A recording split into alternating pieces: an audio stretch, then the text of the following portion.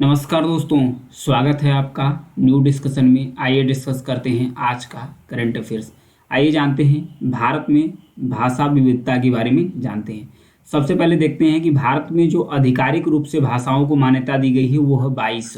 ये fact important है, इसको देखते रहिएगा। 22 जो भाषा है भारत में, इसको आधिकारिक रूप से मान्यता मिली है और 121 प्रमुख भाषा है जो भारत में बोली जाती है। अब भारत में टोटल अगर भाषाओं की बात करें तो 1599 भाषा है। ध्यान रखिएगा, भारत में टोटल जो भाषाओं की बात किया जाए तो 1599 भारत में भाषा है। भारत में जो भारतीय लोग हैं नियमित रूप से एक भाषा तो बोलते हैं, अपने जो होम भाषा है, घर की भाषा है, वो तो बोलते हैं और अन्य भाषाओं से भी लोग परिचित रहते हैं। जैसे दिल्ली के रोड पर या सड़कों पर निकला जाए तो जो इंडिकेशन के रूप में 3-4 भाषाओं का प्रयोग किया जाता है। अंग्रेजी में किया जाता है और देवनागरी में किया जाता है और उसके बाद गुरुमुखी भाषा लिखी रहती है रोड के किनारे और उसके बाद उर्दू भाषा लिखी जाती है। तो 3-4 भाषाओं का, तो दिल्ली जो राजधानी है भारत की, वहाँ आप समझ सकते हैं कि भाषाओं की विविधता के लिए 4 भाषाओं को वहाँ ही प्रदर्शित किया जाता है। आइए पूरे भारत के रीजन में जानते हैं कि भारत के किस किस रीजन में किस भाषा का इस्तेमाल किया जाता है। जम्मू कश्मीर की तरफ अगर बढ़ते हैं तो उर्दू भाषा का इस्तेमाल किया जाता है स्थानीय रूप से। पंजाब में पंजाबी का इस्तेमाल करते हैं और सबसे ज़्यादा जो एरिया है हिमाचल प्रदेश, उत्तराखंड से लेकर गुजरात से लेकर उसके बाद जो यूपी बिहार है, फिर उसके बाद झारखंड छत्तीसगढ़ है, पूरे एरिया में यानी कि भारत के सबसे अधिक एरिया में हिंदी भाषा का प्रयोग किया जाता है। और गुजरात में गुजराती भाषा बोलते हैं, महाराष्ट्र में मराठी बोलते हैं, कर्नाटक में कन्नड़ा बोलते हैं, उसके बाद केरला में मलयालम भाषा का इस्तेमाल करते हैं, तमिलनाडु में तमिल भाषा बोलते हैं और आंध्र प्रदेश में और तेलंगाना में तेलुगु का इस्तेमाल करते हैं, उड़ीसा में उड़िया भाषा बोलते हैं। अब पश्चिम बंगाल में बंगाली बोला जाता है और उसके बाद नेपाल में नेपाली और असम में असमिया भाषा का इस्तेमाल किया जाता है। उसके बाद जो नॉर्थ ईस्ट अरुणाचल प्रदेश और मणिपुर का कोई रीजन है वहाँ पर इंग्लिश भाषा का इस्तेमाल करते हैं। उसके बाद मणिपुर में मणिपुरी का इस्तेमाल करते हैं, मिजोरम में मिजो भाषा का इस्तेमाल करते हैं और त्रिपुरा में त्रिपुरारी भाषा का इस्तेमाल करते हैं। तो ये है भारत के अलग अलग क्षेत्रों में बोली जाने वाली भाषाएं। आइए कुछ संवैधानिक प्रावधान के बारे में जानते हैं। जो भारत में संविधान में अनुच्छेद यानी जो आर्टिकल्स है वो किसके लिए प्रदान किया गया है। तो जो भाषाई अल्पसंख्यक है, जो भाषाई रूप से अल्पसंख्यक लोग हैं, उनके संरक्षण के लिए संविधान में प्रावधान किया गया है अनुच्छेद 29 जो आर्टिकल 29 है। इसमें कहा गया है कि नागरिकों के लिए किसी भी वर्ग के लिए विशिष्ट भाषाओं, लिपियों या संस्कृतियों के संरक्षण सुनिश्चित किया गया है आर्टिकल 29 में। यह आर्टिकल काफ़ी इंपॉर्टेंट है, सबको याद रखिएगा। जो आर्टिकल 30 है यानी कि जो अनुच्छेद 30 है, इसमें शैक्षिक अधिकार दिया गया है कि जो अल्पसंख्यक लोग हैं उनको भेदभावपूर्ण राज्य सहायता के बिना शैक्षणिक संस्थानों की स्थापना करने, उसका प्रशासन करने, उसका अधिकार चलाने के लिए ये अलाउ करता है जो आर्टिकल 30 से। वही जो अनुच्छेद 120 है, इसमें कहा गया है कि संसद में जो कामकाज की भाषा होगी वो हिंदी में होगी या अंग्रेजी में होगी, या सदस्य जिस रीजन से बिलोंग करते हैं या जिसमें वो कंफर्टेबल महसूस करें अपनी मातृभाषा का इस्तेमाल कर सकते हैं। वो कौन सा अनुच्छेद में प्रावधान किया गया है? संसद का जो संविधान का अनुच्छेद है 120। फिर उसके बाद जो राज्य भाषा है यानी जो राजभाषा है और जो आर्टिकल यानी कि जो अनुच्छेद 343 है, ध्यान रखिएगा आर्टिकल जो 343 है, इसमें भाषा के विकास करने, उसका उपयोग करने का, इस्तेमाल करने का जो प्रावधान किया गया है। देवनागरी लिपि में हिंदी को संघ की आधिकारिक भाषा के रूप में नामित किया गया है कि हिंदी एक संघ की राजभाषा होगी, राष्ट्रभाषा नहीं है, राजभाषा होगी, जो अनुच्छेद 343 में इसका प्रावधान किया गया है। इसमें बताया गया कि संविधान के जो प्रारंभ से 15 वर्ष तक अंग्रेजी का जो उपयोग है इसका इस्तेमाल किया जाएगा राजभाषा के रूप में, लेकिन उसके बाद 15 वर्षों के बाद जो राजभाषा के इस्तेमाल के रूप में हिंदी देवनागरी लिपि में हिंदी भाषा का इस्तेमाल किया जाएगा। वहीं भाषा आयोग यानी कि जो लैंग्वेज कमीशन है उसके लिए प्रावधान किया गया है आर्टिकल 344 यानी अनुच्छेद 344 में जो भाषा आयोग है उसका आधिकारिक उद्देश्यों के लिए हिंदी को प्रगतिशील उपयोग की सिफारिश करने के लिए इस आयोग का गठन किया गया था। यह आयोग ने हिंदी को एक प्रगतिशील भाषा के रूप में अपना रिकमेंडेशन दिया था। आर्टिकल कौन सा है? 344। नेक्स्ट बढ़ते हैं। और भी दिया है, राज्य की जो राजभाषाएं हैं उसके लिए प्रावधान किया गया है संविधान का जो अनुच्छेद 345 है। एक बार पूरा अनुच्छेद ही देख लेते हैं। उद्देश्यों के लिए राज्य में उपयोग की जाने वाली किसी भी भाषा या हिंदी को अपनाने की अनुमति देता है। इसमें राज्य की राजभाषाओं के लिए या तो अपन स्थानीय भाषा को राजभाषा घोषित कर सकते हैं, या फिर राज्य भाषा घोषित कर सकते हैं, या फिर हिंदी को आप राजभाषा घोषित कर सकते हैं। ये संविधान का जो अनुच्छेद 345 है ये अनुमति देता है। फिर वहीं राज्यों में जो संचार की भाषा होगी, एक राज्य से दूसरे राज्य में जब हम कांटेक्ट करते हैं संचार की भाषा होगी, तो उसमें प्रावधान दिया गया है कि जो आर्टिकल 346 है इसमें प्रावधान किया गया है कि आप राज्य में कम्युनिकेशन की भाषा का इस्तेमाल कर सकते हैं।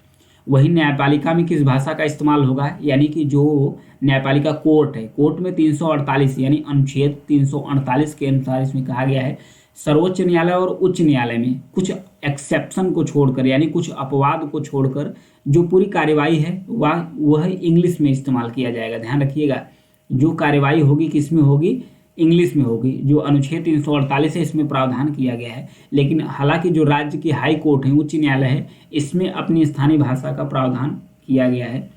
भाषाई विकास के बारे में कौन सा अनुच्छेद है उसके बारे में देखते हैं।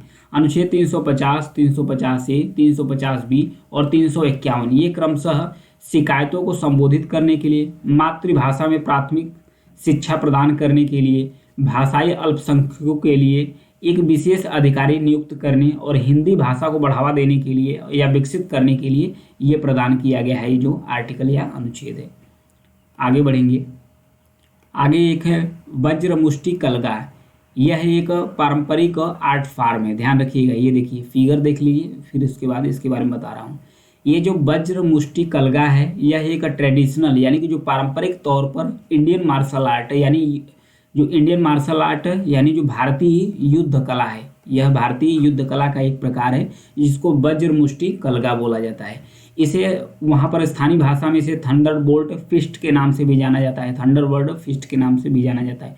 इसमें होता क्या है, जैसे पारंपरिक रूप से दो पहलवान आमने सामने खड़ा होते हैं और उसके बाद एक हथियार का इस्तेमाल करते हैं। ये देखिए जो हाथ में पहने रहते हैं, हाथ चाकू जैसा है, ये एनिमल्स के हॉर्न से यानी कि जो जानवर होते हैं उनके सींग से बना होता है।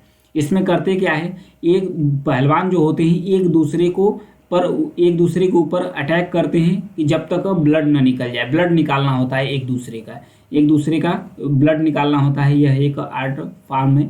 जो दो पहलवान इसमें पार्टिसिपेट करते हैं उनको जेट्सी के रूप में जाना जाता है। उनको क्या बोलते हैं वहाँ पर, जेटिस बोला जाता है। इनका लक्ष्य यही होता है कि एक दूसरे का खून निकालना। ये एक आर्ट फॉर्म है। इसे शुरुआत कब हुई थी इसकी, 1610 ईस्वी में जो वाडियार डायनेस्टी है, किंगडम ऑफ मैसूर, जो मैसूर राज्य में यानी कि जो मैसूर राज्य है उसमें जो वाडियार डायनेस्टी है इसके द्वारा 1610 में इस जो मार्शल आर्ट है, ये जो इंडियन मार्शल आर्ट है ट्रेडिशनल रूप से इसे स्टार्ट किया गया था। अभी मॉडर्न रूप में जो कम्बैट होते हैं, जो लड़ाई करने वाले होते हैं, इसे इंदिरा मुष्टि या इंदिरा फिस्ट के नाम से जाना जाता है। तो ये था। विजयनगर एम्पायर्स में भी इसे 14 से 17 सेंचुरी के बीच में, 14 से 17वें सेंचुरी यानी ईसा पूर्व के बीच में इस आर्ट फॉर्म को इस्तेमाल किया जाता था नवरात्रि के समय। अभी जो इसका इस्तेमाल किया जाता है जो वज्र मुष्टि, ये जो मैसूर में दशहरा सेलिब्रेट किया जाता है, तो दशहरा के मौके पर ये जो फेस्टिवल है वज्र मुष्टि कलगा, इसको इस्तेमाल किया जाता है। तो ध्यान रखिएगा, ये मैसूर दशहरा के समय फेस्टिवल को स्टार्ट किया जाता है। कहाँ पर, मैसूर कहाँ है, कर्नाटक के अंदर। वज्र मुष्टि कलगा, इसे याद रखिएगा। नेक्स्ट, थैलियम की विषाक्तता के बारे में जानेंगे। थैलियम, पहले इसके क्रमांक के बारे में जाते हैं। TL इसका होता है चिन्ह, इसे थैलियम बोलते हैं। इसके परमाणु क्रमांक की बात करें तो 81 इसका परमाणु क्रमांक होता है। अगर प्रतीक चिन्ह की बात करें तो TL यानी थैलियम होता है। अभी हाल ही में विशेषकर महाराष्ट्र में जो थैलियम है इसकी विषाक्तता बढ़ती चली जा रही है, तो इसलिए थैलियम चर्चा में आ गया है। तो थैलियम के बारे में जानेंगे। विषैला धातु है, इसका प्रतीक TL है, इसका परमाणु क्रमांक 21 है। यह अपने अत्यधिक विषैलेपन के लिए जाना जाता है। यह प्रकृति में स्वतंत्र रूप से नहीं मिलता। जो थैलियम है ये प्रकृति में स्वतंत्र रूप से नहीं मिलता। थैलियम का ना कोई अपना रंग होता है, नहीं इसमें कोई गंध आती है, नहीं इसका कोई स्वाद होता है। भारत में इसका उपयोग कंट्रोल है, नियंत्रित रूप से इसका इस्तेमाल किया जाता है। थैलियम को पॉइजन ऑफ पॉइजन्स यानी जहर का जहर माना जाता है। यह जो चांदी होता है सफ़ेद रंग की हो जाती है, सफ़ेद रंग के होने के बाद धूमिल धूसर आकार की चांदी हो जाती है, उस कलर का यह दिखता है। अगर इसे रूम टेम्परेचर पर रखा जाता है, जब थैलियम को रूम टेम्परेचर पर रखा जाता है तो ये सॉलिड हो जाता है यानी ठोस आकार में हो जाता है।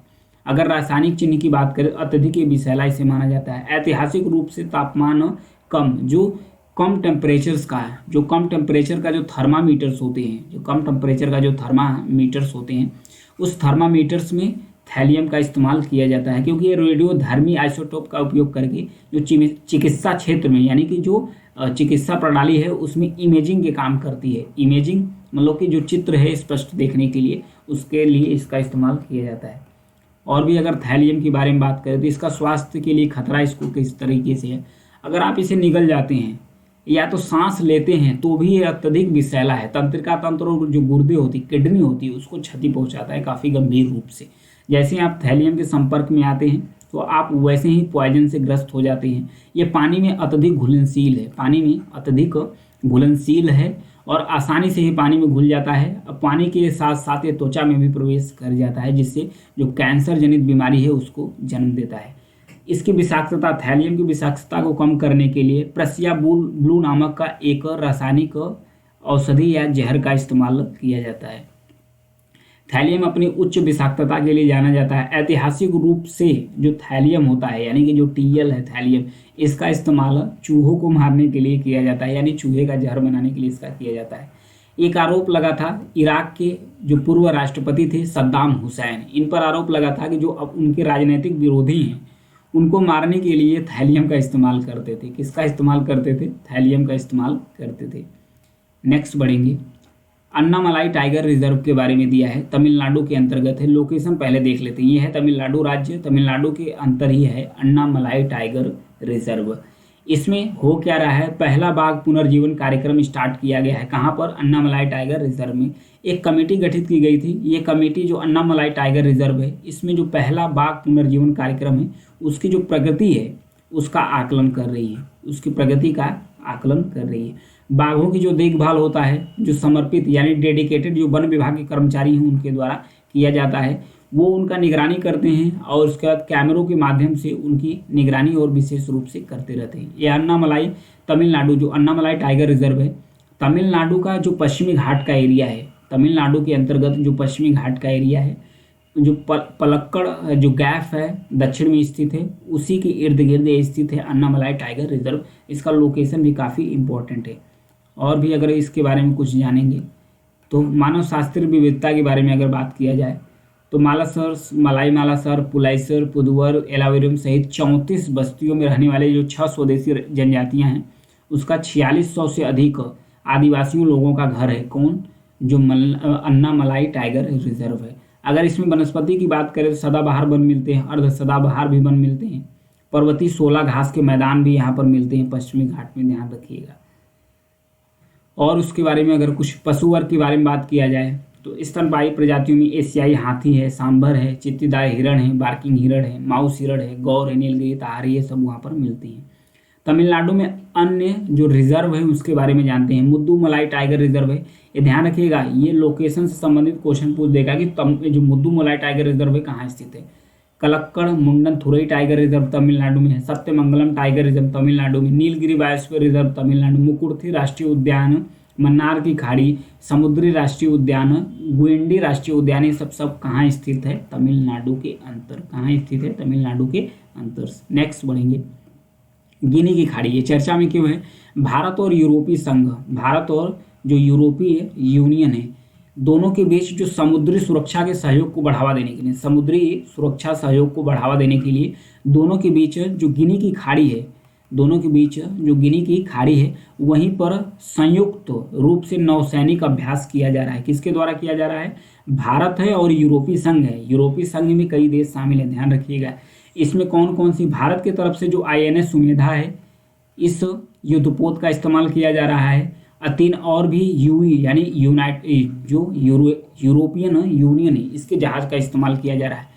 इटालियन नौसेना जहाज है ITS फोक्सरी है, फ्रांसीसी नेवी की जहाज है जिसे FS वेंटोस कहते हैं, स्पेनिश नौसैनिक जहाज है इसका नाम है टॉर्नेडो। ये सब सारे जहाज का इस्तेमाल किया जा रहा है। पहले गिनी की खाड़ी का लोकेशन देख लेते हैं। ये अटलांटिक महासागर जो अफ्रीका महाद्वीप है, अफ्रीका महाद्वीप के जो कुछ कंट्री है जो इक्वेटोरियल से गुजरते हैं उसके पास से स्थित है गिनी की खाड़ी। ये है गिनी की खाड़ी जो अटलांटिक महासागर से एक तरफ से टच करता है और बाकी इसके 2-3 तरफ से जो हैं ये अफ्रीका महाद्वीप है। इसमें लाइबेरिया है। अफ्रीका महाद्वीप के कौन कौन से देश जो गिनी की खाड़ी यानी कि जो जीनिया की खाड़ी है उसको टच करते हैं? लाइबेरिया है, कोस्टे डी आइवर है, घाना है, फिर उसके बाद बेनिन है, नाइजीरिया है और उसके बाद कैमरून है, फिर उसके बाद गैबन है, गैबन के साथ साथ कांगो है, फिर उसके बाद अंगोला है। ये सब गिनी ऑफ गाड़िया की जो गिनी की खाड़ी है उसके इर्द गिर्द ये देश स्थित है। तो आज के लिए इतना ही है। अगर मेरी न्यूज़ या जानकारी आपको पसंद आती है तो चैनल को सब्सक्राइब जरूर कीजिएगा, लाइक और शेयर करते रहिए। Thank you.